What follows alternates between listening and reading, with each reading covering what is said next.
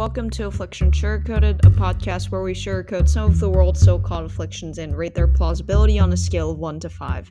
I'm Minnie Kim, and today we'll be sugarcoating the universal basic income.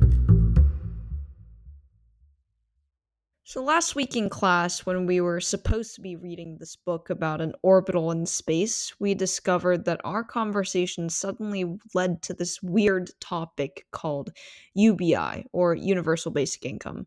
We were talking about AI before class for whatever reason, and then I made the accident of saying to a person who claimed that it was uncanny that a person working for a minimum wage job still can't put food on the table. I said, "So you're suggesting a UBI?" And that's kind of where everything started. To capitalism, to whether it was even feasible, to how it would even work, to whether it solved the root problem, to how it could counter against AI, to how everything turned to everything.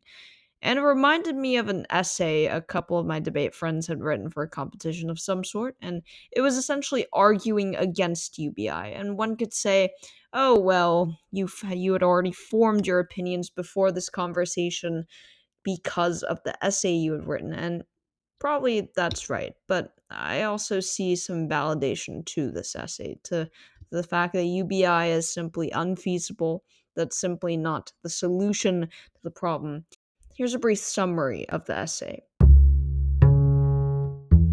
The universal basic income proposal has gained significant yet controversial attention in recent years. The attempts to test its potential for uplifting the poor and alleviating financial hardships seemed shaky at best, even with negative results when UBI was implemented. Despite its alluring concept, UBI exacerbates economic challenges, undermines targeted welfare programs, and brings in a political backlash which makes it an unsustainable and counterproductive solution. Therefore, we strongly advocate against the implementation of UBI. Now, despite the different variations of UBI, all forms of the policy are a universal, unconditional, individual, regular, and cash payment per the Stanford Basic Income Lab. Whether rich or poor, all citizens may receive this government subsidy. Now, governments in this discussion are the system of values, policies, and institutions by which a society manages its economic, political, and social affairs through interactions within and among the state, civil society, and private sector, according to the UNDP. And per this definition, the government's monetary capabilities should be framed as proportional. Each different state has its economic capabilities within different standards for the amount of UBI given. Now, in the status quo, UBI has not been implemented officially in a universal standard.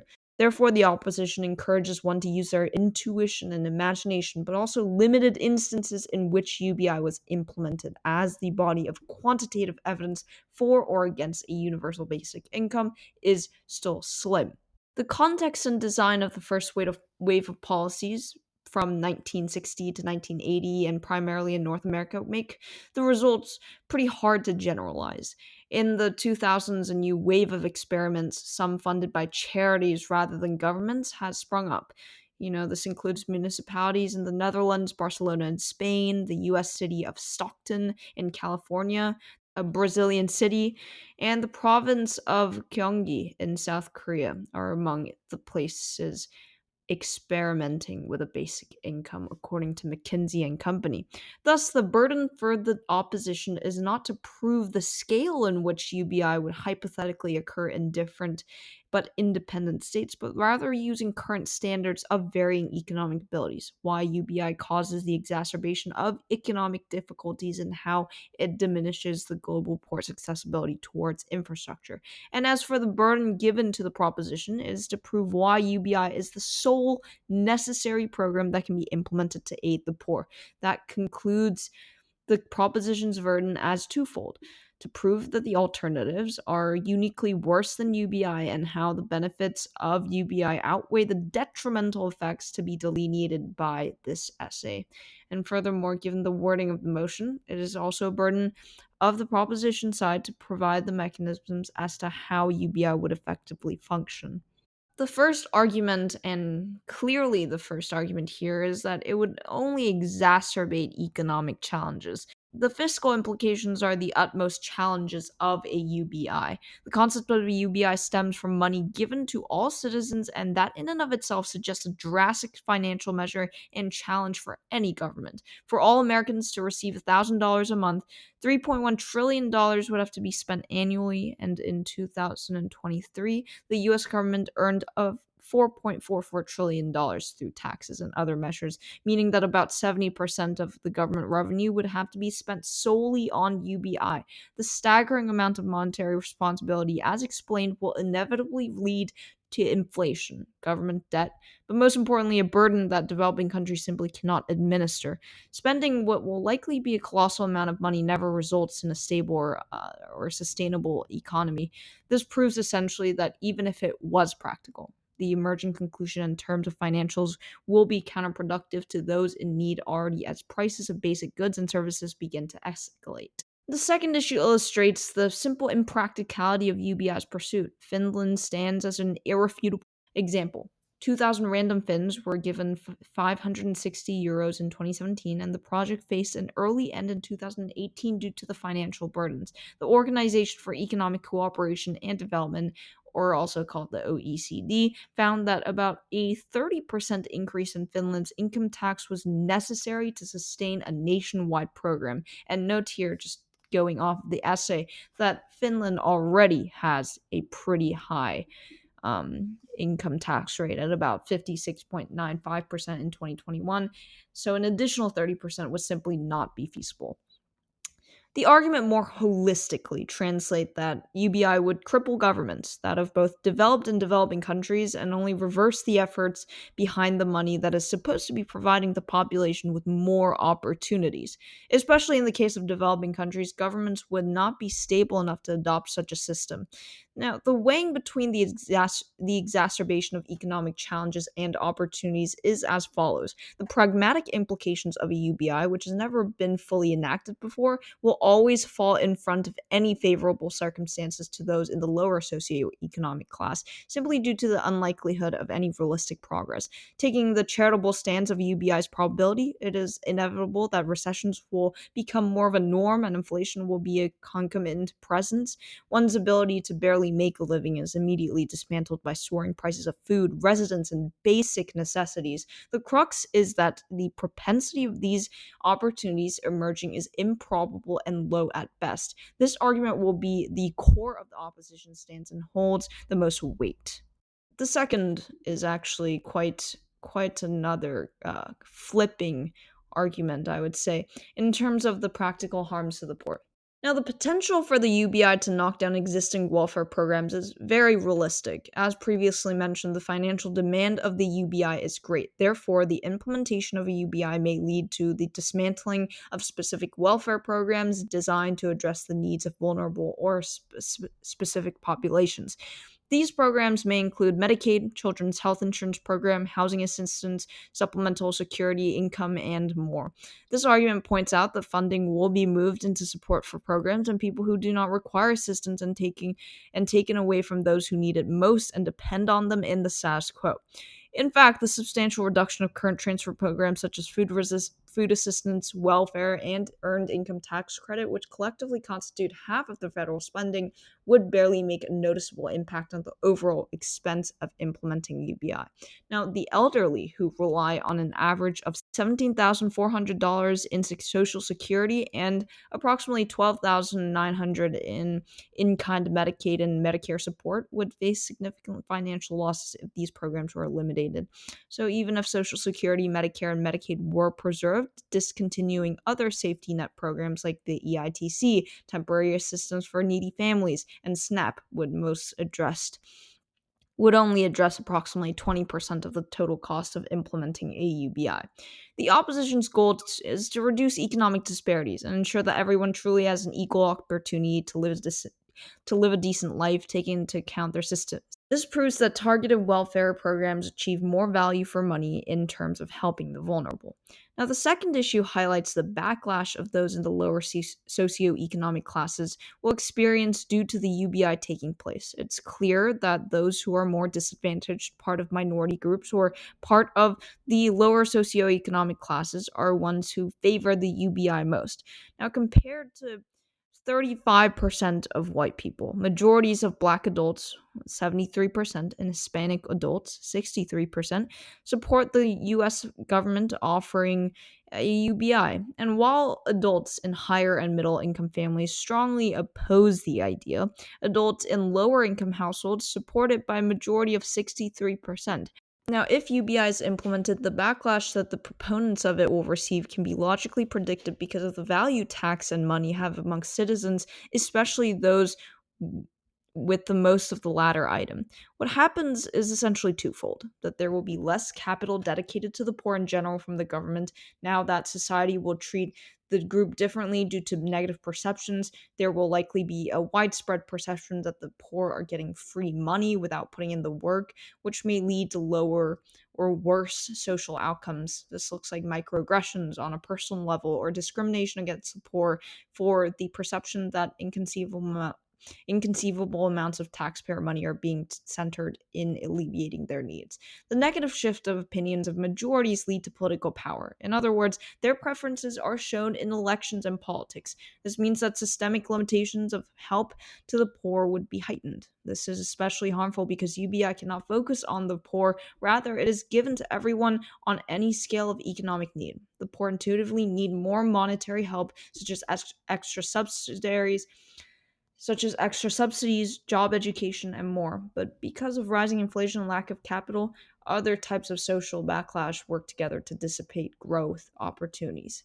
Thirdly, it would disincentivize work. And I remember this was one of the main things that kind of came up during the debate. The even if case of UBI is another problem, as it may disincentivize people from working. When people can earn a living or close to the bare minimum without working at all, there's much less incentive to go through onerous work. People will either not work at all and live off of UBI despite it being a relatively non quality life, or find easier jobs that pay less but can still sustain middle to low class luxuries. We failed to see examples from the US when they ran a negative income tax experiment from 1968 to 1980. While the experiment was run to incentivize work, it had the opposite result. Working hours for single male individuals dropped by 43%, and it took longer for unemployed people to find new jobs. In Finland's trial, it was found that UBI did not encourage employment as expected. Rather, the results seemed unpromising. Few people found employment, while the vast majority of the poor failed to adapt on their difficult situations and the sudden influx of money they had. The low impact of employment was predicted, as many of the unemployed were either lacking skills or struggling with life situations such as medical issues. And I also talk about alternative solutions. Without providing a universal basic income, better methods have been proven to be effective and be implemented instead. A sustainable and efficient method would be the traditional welfare system, with two characteristics: being selective and need based. Selected welfare is a case that gives to only people in need. This would likely be centered around the lower socioeconomic class per the standards of the country. Instead of giving monetary support to billionaires and millionaires for minor benefits, it would focus on a smaller number of people. The country would investigate the needs of citizens through research and surveys concerning the wealth of the people. There's a possible solution that can solve the welfare blind spot problem. By allowing people to submit forms about their situation and why they need support from the government, and the government can choose to approve the case or not. Although not an exact depiction in real life, supplemental programs established commonly in the US can be grounded for improvement. In comparison to UBI, where the metric of vulnerability is non existent, governments are better able to transfer more money into need based programs. And then we were given two arguments that the proposition made in favor of UBI, and then we needed to refute them. So, firstly, in terms of feasibility. Although the affirmative side provides multiple examples to argue the feasibility of UBI, the small scale experiments are limited in their scope and therefore do not represent UBI's actual impacts. This can be proven by examining the affirmative examples more deeply. Brazil's basic income, also known as the America Basic Income Program, is not completely universal. It was provided to people who resided within America for 3 years and had a monthly family income of below 3,135 Brazilian reals, which is about $640. Not only is this a conditional basic income program, but also how citizens can use the money is quite limited. The monthly payment is provided as a local currency where the money is accepted within the city in certain places. And then we also talk about a Kenyan example. And then their second argument was entrepreneurship. Now, they argue that entrepreneurs can benefit from more opportunities through UBI. Now, the negative income tax experiment held in the US directly refutes this claim. It showed a reduction of desired hours of work by 9% for husbands, 20% for wives, and by 25% for single female heads of families. Single males without a family had 43% reduction of work hours per week. The less social responsibilities one has, the less incentive people have to work with UBI. Now, money cannot replace physical labor. If this claim on child labor was true, UBI does not solve the problem to the extent that adults will still need physical labor forces in fields like agriculture. This is not about people needing more money, but it's about people needing more manpower. Therefore, the harm affirmative presents is symmetric. Okay, so that was essentially the essay written during my middle school years. So, definitely not the best essay, but it had, or at least summarized the majority of problems, except for AI, which, to be fair, was not as big of a thing back then as it is now, or at least it feels that way because it wasn't ubiquitous back then. Now, then came the discussion about the root problem. You see, the discussion had been revolving around two different things that had no relation to each other. Some people were talking about the root cause that UBI was trying to fix, which it did not, in fact, fix, while others were talking about the root systemic issue that the narrative of try your best and you will succeed just simply doesn't work. And of course, it doesn't work. There's nothing that may structurally prevent someone from doing something like getting a college degree, but there exists a difference in the cards that they are dealt with. Stuff like whether their family valued education enough to spend their money on it, whether the person lived in a school system that's so underfunded that the teachers don't believe that their students can succeed. So, how can anyone? If your teachers and parents don't believe that you can succeed, neither can you, or at least in the vast majority of places, they cannot, unless this is some very, very motivated child, which, let's be honest, not a lot of people in this world are. There are barriers, but again, UBI is not the answer. And what I kept on saying in that discussion was that UBI is not the answer. I mean, giving Elon Musk and the richest people in Wall Street $500 a month is not the answer. So is giving people money that they cannot use properly. And when I was asked, then what's the solution? I also didn't have an answer to give. But after talking it through after class with another person, I found some clarity. Education. Specifically, civic education. An increase in funding in schools, even if that means millions of dollars, it's still less than what it costs to implement a UBI. But there exists other needs for UBI. With AI taking over, of course UBI is going to be helpful. Of course people are going to lose jobs. We really don't have the answer.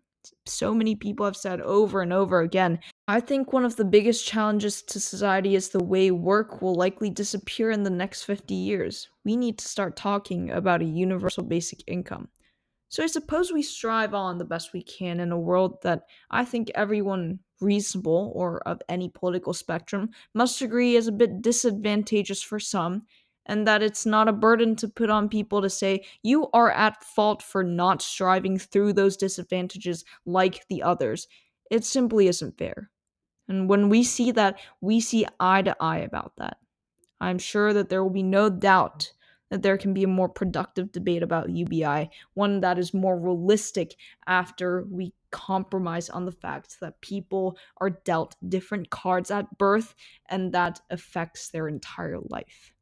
And hence, I've decided to give UBI a sugarcoating of just a 3, because it can go both ways. And I don't yet have the answer, and anyone that says they do is either above everyone else or just oblivious of the other side. This podcast was written and produced by me, Minnie Kim. If you have any comments or reviews, please feel free to write any and all thoughts in your podcast reviews. If you'd like to suggest an affliction for me to sugarcoat, please email me via afflictionsugarcoated@gmail.com. What are your thoughts on UBI? You should write a review on it. It's worth thinking about because of AI and how fast it's beginning to evolve and how fast it's going to take over your job or your potential job or the job you used to have. That is it for this month, and I hope to see you next time.